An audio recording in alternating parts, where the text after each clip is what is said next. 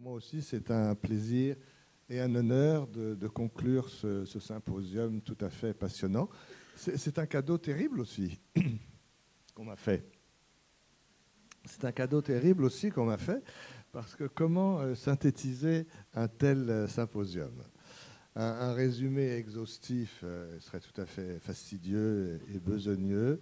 Et donc j'essaierai surtout de souligner quelques axes de réflexion qui me semblent avoir émergé, et en y ajoutant, bien sûr, quelques réflexions personnelles.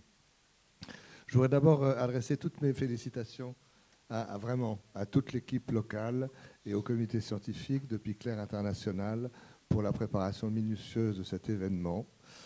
Bravo aussi à tous les intervenants que j'ai personnellement écoutés avec beaucoup de bonheur.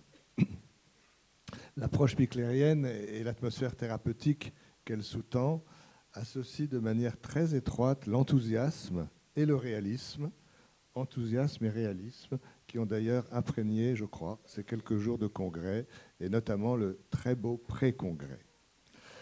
Je suis, Raymond le rappelait à l'instant ma présidence, je suis très fier, très heureux de présider l'association Picler Logsy France, et j'adresse mon bonjour à tous les membres de cette association qui sont venus à Budapest.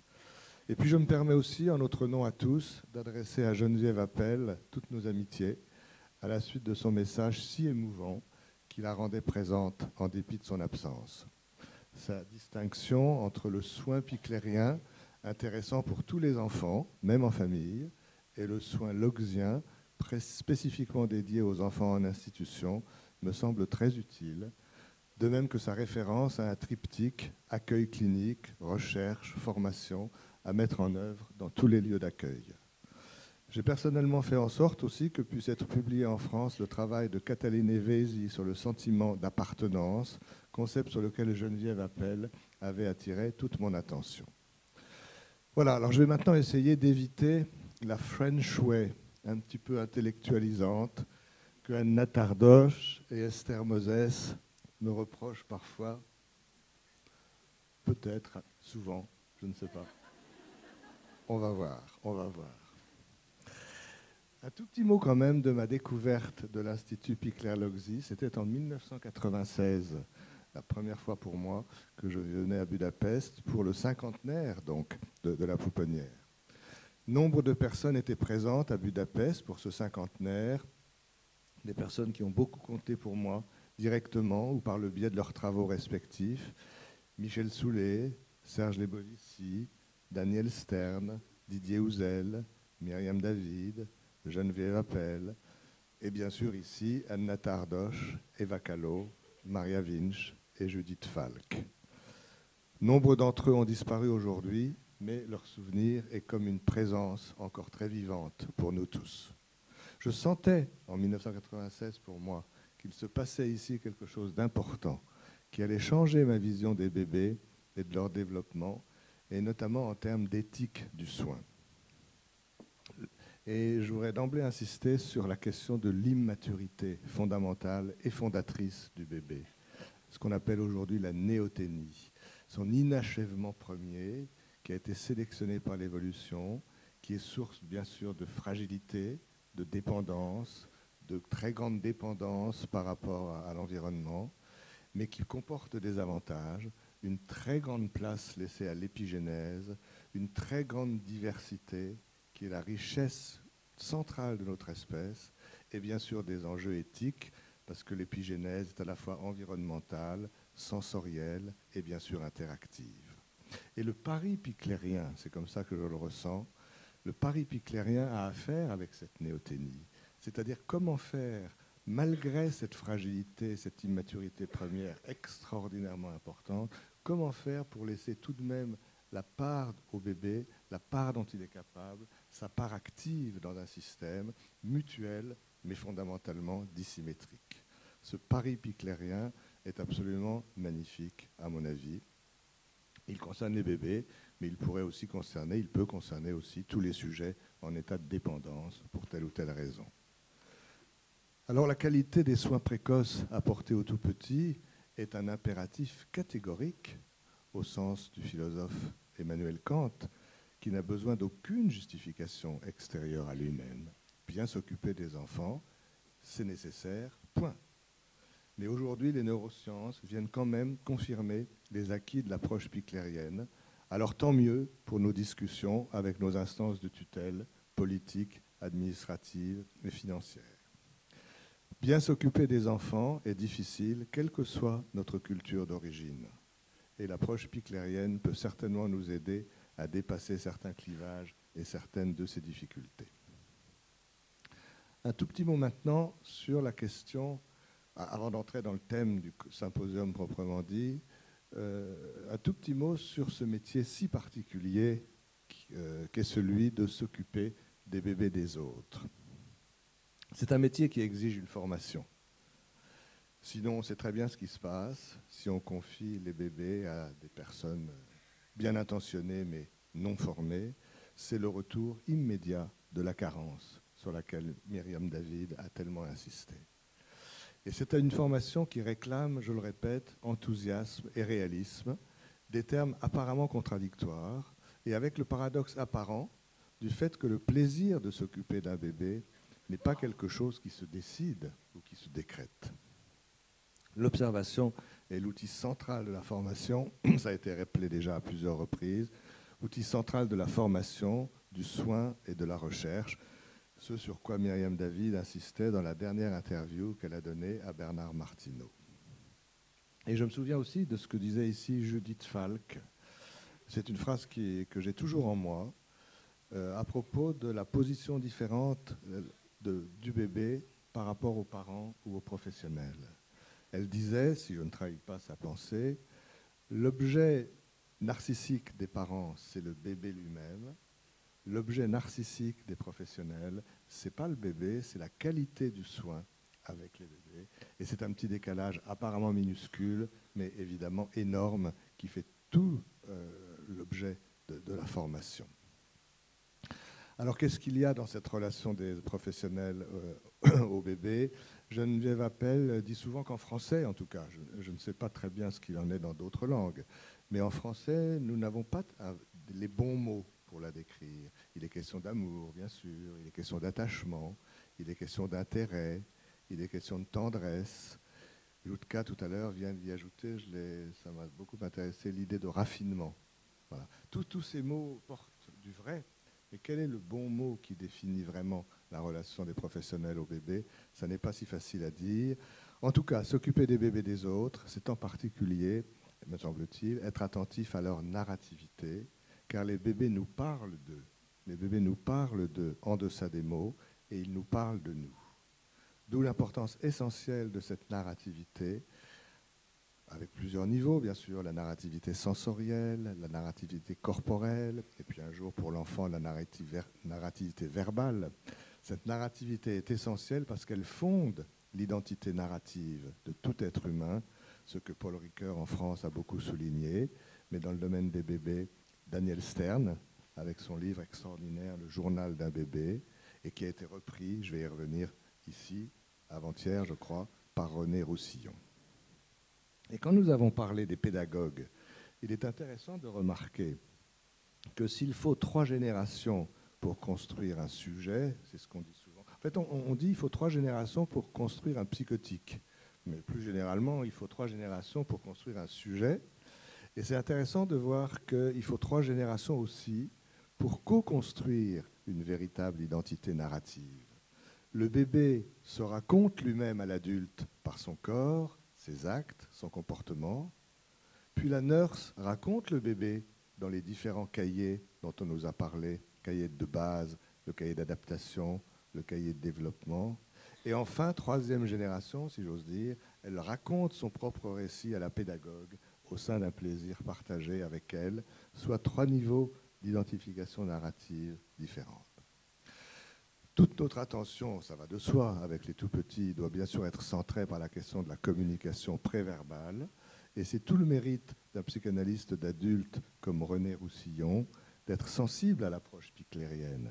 Alors qu'en général, les psychanalystes qui ne s'occupent pas de bébés n'écoutent véritablement que les mots. En France, les psychanalystes qui ne s'occupent pas d'enfants, qui ne s'occupent que d'adultes, On les appelle, je ne sais pas si ça va être facile à traduire, des analystes, des psychanalystes purs et durs. Voilà. Comme si ceux qui s'occupaient d'enfants étaient forcément impurs et mous. Voilà. Donc moi, je m'occupe d'enfants et d'adultes, et je ne me sens pas particulièrement impur ou mou. Mais c'est vrai qu'il faut savoir écouter le corps, les actes et le comportement. Ce n'est pas tout à fait écouter avec les oreilles, bien entendu, mais ce n'est pas écouter que les mots. Le grand psychanalyste Bion nous rappelait sans cesse d'ailleurs que le langage verbal dans l'évolution de l'humanité est beaucoup plus récent que la communication non verbale, et qu'il faut peut-être se méfier davantage des mots que de l'observation du corps et des actes. Ce qu'un poète brésilien a très bien résumé, Mario Quintana, si je n'écorche pas son nom, Mario Quintana, qui disait « Qui ne comprend pas un sourire ne comprendra pas non plus une longue explication ».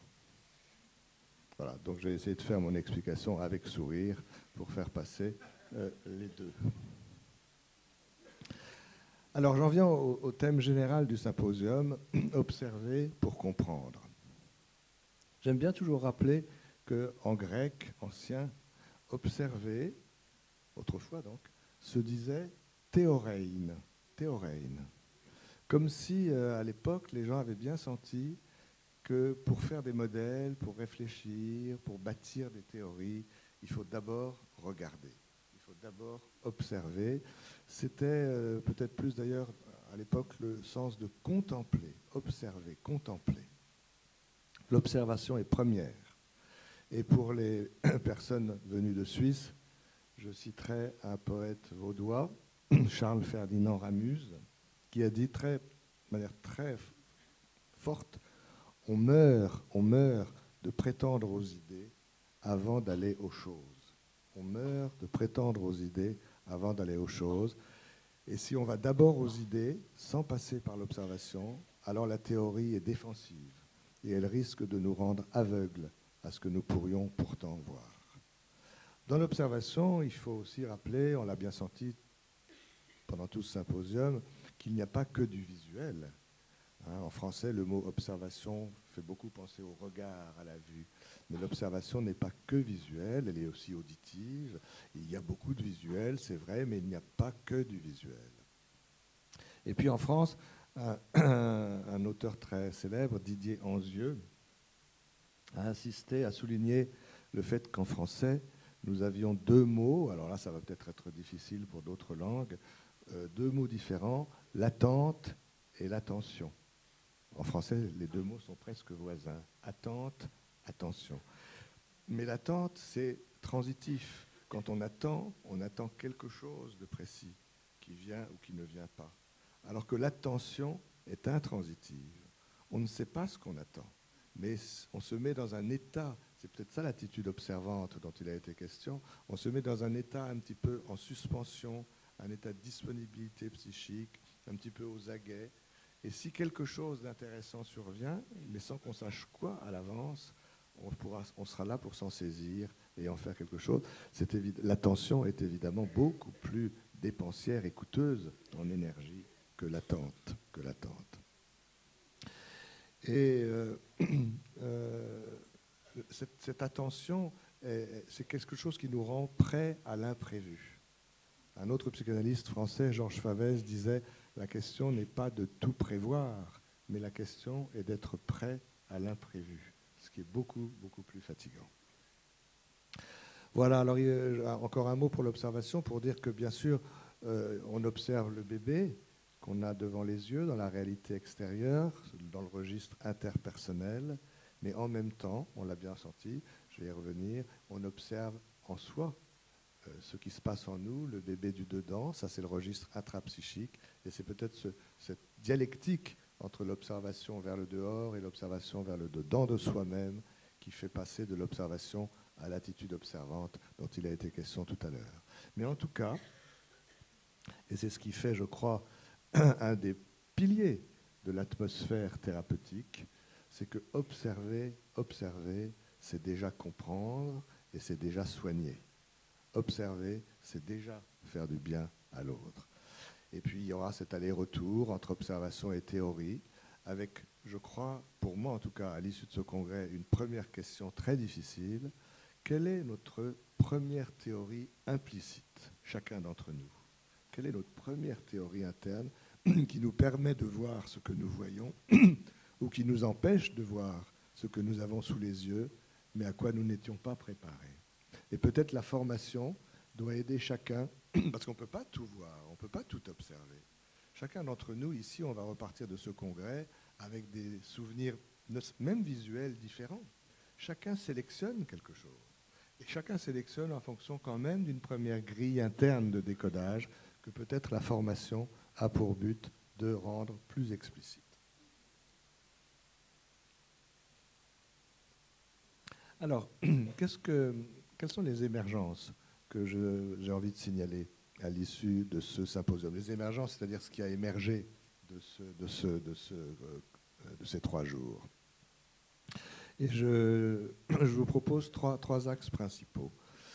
Le premier axe, c'est bien sûr les différents objectifs de l'observation. Et il n'y a qu'à regarder les titres des différents ateliers qui ont eu lieu pendant tout le congrès pour bien comprendre. Je ne vais pas les reciter, tout le monde les a sur le programme ou en tête. Pour bien comprendre que les buts de l'observation sont multiples. Observer pour comprendre, observer pour accompagner le développement et la parentalité, observer pour soigner, observer pour transmettre, observer pour chercher, et j'ajoute toujours dans le cadre d'une recherche-action, et pas pour le seul plaisir de chercher pour chercher. Et en ce qui concerne la formation à la pédagogie, l'observation est un outil évidemment central, qu'il s'agisse de la pédagogie dans le développement, de la pédagogie dans la formation elle-même ou de la pédagogie institutionnelle. Au sein de la pratique avec les enfants, la recherche d'Esther Moses et ses collègues, les 3 Esther, si je me souviens bien, la recherche d'Esther Moses et ses collègues nous montre bien qu'il reste encore beaucoup de travail afin de préciser au mieux comment ce que l'on observe peut être mis en forme et mis en œuvre au niveau de nos interventions avec les enfants, ce qui est évidemment crucial. De l'attention à l'intention, par le biais de l'empathie, au sein de la constellation piclérienne, Juliana Vamos et ses collègues nous ont précisé comment il nous faut apprendre à considérer le bébé comme un partenaire libre et coopérant, face auquel nous avons sans cesse à apprendre comment l'écouter, comment lui répondre, et comment nous avons à partager avec lui la responsabilité de ce qui est engagé. Voilà pour le premier axe, donc, qui était celui décliné par les différents ateliers. Mais il y a un deuxième axe, évidemment, et nouveau pour moi, en tout cas à Budapest, c'est la mise en perspective de 2 méthodes d'observation différentes, l'observation type Esterbik et l'observation type Enmi-Pichler. Il a été dit, et je trouve ça très efficace, que l'observation type Esterbik est plutôt centrée sur la peau et les enveloppes, alors que l'observation Enmi-Pichler serait davantage centrée sur le mouvement et l'espace. On pourrait dire aussi que l'observation type Enmi-Pichler est plutôt, pas seulement, mais plutôt centrée sur le registre interpersonnel, ce qui est un peu schématique, et l'observation directe type Esterbik plutôt centrée sur l'intrapsychique. Mais ceci est un peu schématique, car les 2 types d'intervention cherchent au fond une appréhension du monde interne de l'enfant, un accès au monde interne de l'enfant, mais elles le font avec un rapport un peu différent entre l'espace physique et l'espace psychique, ce que Myriam Rass et moi avons essayé de mettre en forme pour un journal qui en France s'appelle le Journal de la psychanalyse de l'enfant. En fait, les 2 types d'observation prennent en compte la dimension émotionnelle des interactions. Mais l'observation esterbik est peut-être plus focalisée sur le niveau fantasmatique des interventions, et l'observation Enmi-Pichler peut être plus centrée sur le niveau comportemental. Alors, Régine Prat et Juliana Vamos nous ont proposé le nouveau terme d'observation biclaire, avec la vision binoculaire, une vision binoculaire dont on ne nous a pas dit si c'était un strabisme convergent ou divergent. Voilà, peut-être en tout cas aurait-on pu ici évoquer le concept de capacité négative développé par Bion, qui avait repris ce terme dans l'œuvre d'un poète romantique anglais, John Keats, du XIXe siècle. Et ça, c'est quelque chose de formidablement important. La capacité négative, c'est le contraire même de ce qui nous pousse à faire médecine. Quand on veut être médecin, on veut tout savoir, on veut tout comprendre, on veut tout guérir, la souffrance, la maladie, etc. Et puis, il faut des années de formation pour s'apercevoir que ce n'est pas possible, qu'on peut garder le désir d'aider et parfois perdre l'illusion de guérir, mais toujours garder le désir d'aider, et que pour aider, il faut ne pas vouloir toujours tout comprendre tout de suite, mais savoir donner du temps au temps, laisser le temps se faire et se laisser, avec les bébés, se laisser toucher au plus profond de nous-mêmes, au niveau de nos émotions, de nos affects, et le sens, l'idée, le concept viendra plus tard, en son temps, quand il sera mûr. Mais sans qu'on ait à faire de forcing, d'accélération pour comprendre coûte que coûte. Et il me semble que cette notion de capacité négative est absolument partagée et dans l'observation estherbique et dans l'observation NLP-claire, peut-être avec des rythmes un petit peu différents, mais que c'est un maillon commun entre les deux méthodologies. Voilà, quoi qu'il en soit, l'observation piclérienne, qui importe ici, se déploie, je crois, très exactement à l'interface de l'interpersonnel et de l'intrapsychique. Et quand on observe du vivant, René Roussillon y a insisté, chacun n'observe pas l'autre, chacun observe les messages que l'autre lui envoie, et là aussi c'est un petit décalage très important. Dans les deux types d'intervention, il est donc essentiel de prendre en compte ce qu'on appelle le ressenti, l'éprouvé, le contre-transfert de l'observateur, si on veut dire ça comme ça. Car l'observateur est observé par le bébé qui l'observe. Et c'est très émouvant quand on est observé par un bébé. Ça nous fait quelque chose. En tout cas, ça ne peut pas rien nous faire. L'observateur est observé par le bébé qui l'observe, et ceci exige donc que l'observateur observe ses affects, ses émotions lui-même. En fait, le bébé et l'adulte s'observent mutuellement. Chacun observe les états mentaux respectifs de l'autre, et on a vu comment cette question des états mentaux pouvait ouvrir sur la réflexivité et la question de la mentalisation, qui a été développée en Angleterre par Peter Fonagy. Mentalisation qui prépare l'accès à la théorie de l'esprit. Et c'est cette attention au contre-transfert de l'observateur, induit par cette mutualité des attentions, qui, dans la perspective d'Esterbic, interdit formellement tout enregistrement vidéo des séances d'observation, enregistrement ne pouvant évidemment que faire obstacle à la perception de son vécu émotionnel par l'observateur. J'en viens au troisième axe, qui évidemment a été porté très fort dans ce congrès. C'était un dialogue, enfin, un petit peu en décalage, mais un dialogue entre René Roussillon et Blaise Pierre Habert, c'est-à-dire un dialogue entre la théorie de l'attachement et la théorie psychanalytique. J'ai envie de dire d'abord que ces deux théories ne se contredisent pas, elles ne se superposent pas, il n'y a aucun amalgame à faire entre les deux, elles se situent dans des champs épistémologiques tout à fait distincts, la psychanalyse, et elles sont parfaitement complémentaires et articulables, parce que quand on veut accéder à l'étude du développement, à la compréhension d'un enfant, d'un sujet, on est obligé de prendre en compte la réalité interne et la réalité externe. Pour des raisons historiques liées à leur contexte d'émergence, la psychanalyse concerne surtout la réalité interne, la théorie de l'attachement concerne surtout la réalité externe, mais il n'y a aucune hiérarchie entre réalité interne et réalité externe. La prise en compte des deux est indispensable pour comprendre le développement d'un sujet. Alors Blaise Pierre Imbert nous a bien dit que l'intrapsychique, excusez-moi, l'intrapsychique nous permet une ouverture sur le monde externe, et à l'inverse, Blaise Pierre Imbert nous a bien dit que l'attachement était non pas une affaire de collage, mais bel et bien une ouverture sur le monde externe. Les deux registres sont différents, mais fondamentalement complémentaires. Je crois que j'ai fait une erreur là. Je voulais dire que bien sûr l'intrapsychique est une ouverture sur le monde interne et l'attachement est une ouverture sur le monde externe, et les deux sont absolument indissociables.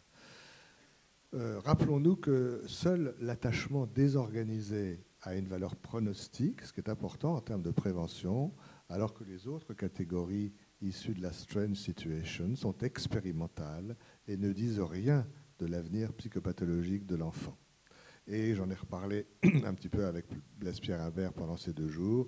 Il y aurait à travailler certainement de manière plus approfondie le problème d'un attachement qu'on appelle aussi indéterminé, mais surtout des troubles de l'attachement au quotidien, qui sont en quelque sorte des troubles de l'attachement hors catégorie. Et ça, là, l'observation du bébé, l'observation piclérienne du bébé peut certainement nous amener à avancer dans ce problème difficile. Autrement dit, il n'y a pas que les catégories sécures, insécures, évitantes, anxieuses, mais chez des enfants qui sont dans une de ces catégories données, il peut aussi y avoir des petites particularités de l'attachement qui sont encore tout à fait à explorer, et c'est une voie de recherche, je crois, pour l'approche piclérienne. Mais à propos de réalité externe et réalité interne, psychanalyse, attachement, je voudrais insister sur quelque chose qui me tient à cœur, Myriam Ras le sait, c'est que les premières acquisitions ne sont pas des apprentissages. Je vous laisse le temps de méditer ça dans toutes les langues. Les premières acquisitions ne sont pas des apprentissages. Et alors on va retomber sur l'externe-interne. Les apprentissages pour un enfant viennent du dehors, viennent de l'autre, alors que les acquisitions viennent du dedans, viennent du sujet lui-même. Elles sont le reflet de processus internes qui doivent se mettre en place selon leur rythme propre. Je ne sais pas personnellement apprendre à dire « je » ou à dire « oui » à un enfant autiste. Si je savais lui apprendre à dire « je » ou à dire « oui », mon travail serait peut-être plus simple. Mais le « je » et le « oui », ils viennent du dedans. Ils viennent du dedans quand quelque chose est mûr au niveau du développement de l'enfant. C'est un témoin de maturation. De ce fait, les apprentissages ont à voir avec le monde externe de l'enfant, tandis que les premières acquisitions renvoient davantage à son monde interne. Et ce qui est très intéressant, c'est que l'approche piclérienne joue un peu sur les 2 tableaux, parce que grâce à l'aménagement adapté de l'environnement externe, elle permet aux acquisitions internes de se mettre en place et de se déployer. L'approche piclérienne constitue donc une sorte de laboratoire de l'articulation entre le registre interpersonnel et le registre intrapsychique. Et du côté de la psychanalyse, il existe une perspective un peu parallèle si l'on pense aux apports de Maria Torok sur le plan pédagogique, qui a fait l'hypothèse d'une pulsion d'introjection, qui est intrapsychique par essence, mais que la pédagogie, soit le rôle de l'enseignant, par essence interpersonnelle, doit permettre de mettre à profit et de développer ce qui s'inscrit tout naturellement dans l'esprit de l'approche piclérienne et ensuite dans l'esprit de la démarche montessorienne. Comment est-ce que le monde externe peut aider le monde interne à se maturer et à se déployer? C'est à la fois une perspective tout à fait piclérienne et développée du point de vue de la psychanalyse par Maria Torok. Voilà, alors pour approcher de la conclusion, quelques autres axes plus rapidement de réflexion que je retiens de ce congrès, et je les citerai tout à fait dans le désordre. Je me retiens que Maria Winch nous a montré que les adultes peuvent avoir du mal à accepter l'autonomie et l'indépendance progressive de l'enfant.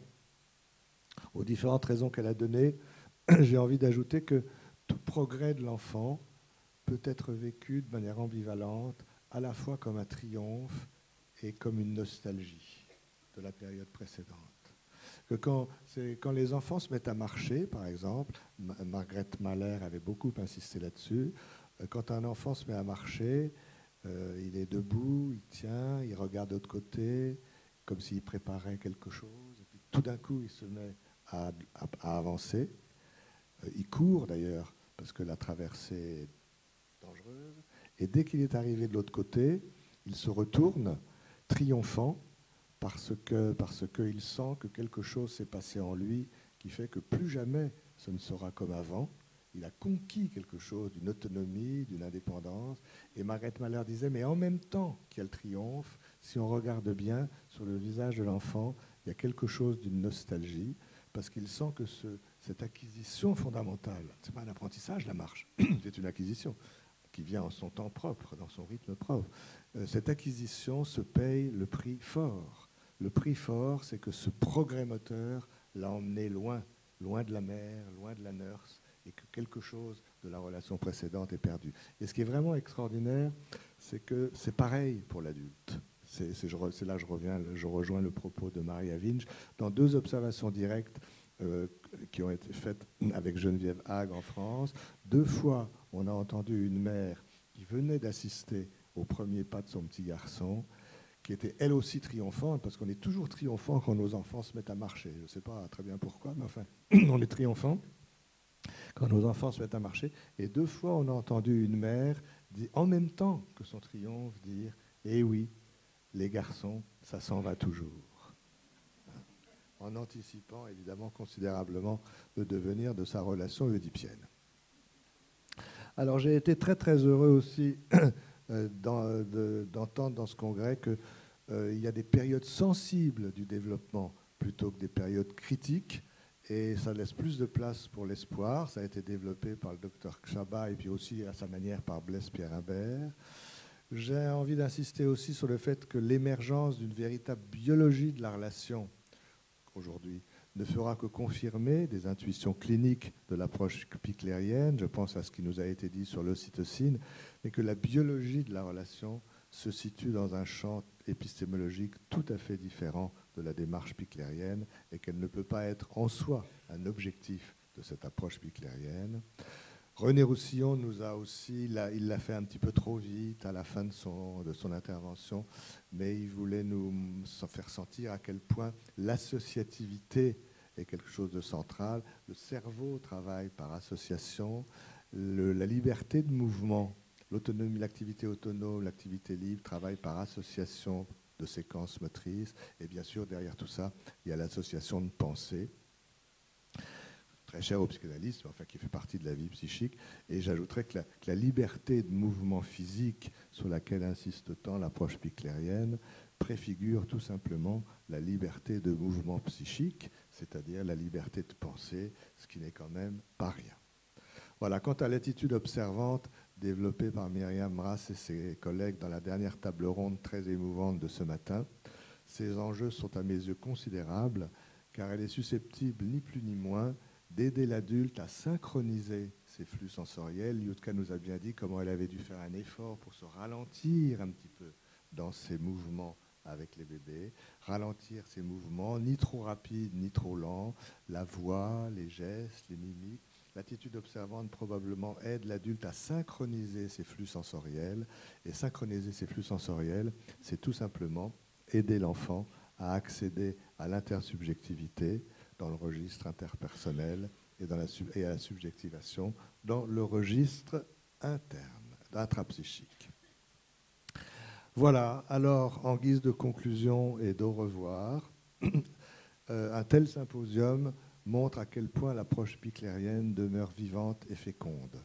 Ces rencontres internationales entre piclériens du monde entier sont essentielles pour que nous sentions bien comment cette approche piclérienne se décline différemment en fonction des lieux et des cultures, avec des processus d'appropriation et de transformation qui ne doivent pas être des obstacles ou des dangers, s'ils ne sont pas dénaturants, mais qui doivent plutôt être une richesse et le fruit d'une transmission ouverte. Ce symposium a permis de faire une place aux travaux d'Esterbic, à l'inconscient avec René Roussillon, à l'attachement avec Blaise Pierre Imbert, et nous avons aussi beaucoup parlé d'affect et d'émotion finalement. À côté de la place centrale, bien entendu réservée à l'attention aux détails pratiques et concrets dans l'ici et le maintenant des soins apportés aux enfants, cette confrontation à différentes courants de pensée me semble devoir être soutenue comme une tâche centrale par l'association internationale. Il n'en demeure pas moins qu'il n'y a pas de caregiving possible, pas de caretaking possible, pas de care providing possible et surtout pas d'observation et de motivation à s'occuper des bébés sans plaisir. Voilà. Et le plaisir est essentiel, central et premier. Notre confiance doit être absolue envers les bébés pour ne pas projeter sur eux en permanence quelque chose du bébé que nous craignons tous, chacun d'entre nous, d'avoir été. C'est pourquoi le terme de respect de l'enfant est si beau, parce que dans respect, il y a respectare, qui veut dire aller voir en arrière le bébé qu'on a été, qu'on aurait aimé être, ou que peut-être on craint d'avoir été. Tout ceci n'est pas rien, et je comprends que Bernard Martineau ait eu envie d'intituler son film, le dernier en 2014, L'Oxy, une école de civilisation, ce qui dans les temps actuels n'est pas du luxe. Voilà. Et comme il m'arrive souvent de le dire, l'approche piclérienne ne changera peut-être pas le monde, mais elle change les bébés qui, eux, changeront le monde. Je vous remercie beaucoup de votre attention.